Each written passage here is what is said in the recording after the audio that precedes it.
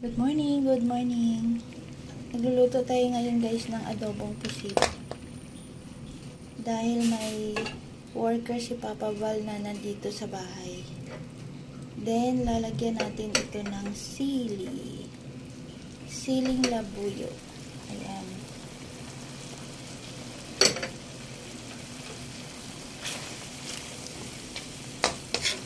Para may konting anghang.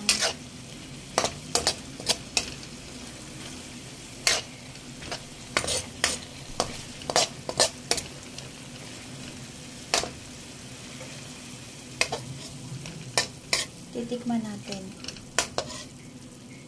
Ayan, titikman na natin.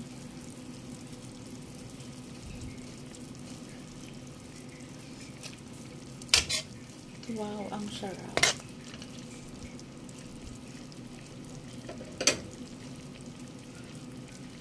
Good morning, good morning. Luto na mga kapatid. Tignan natin.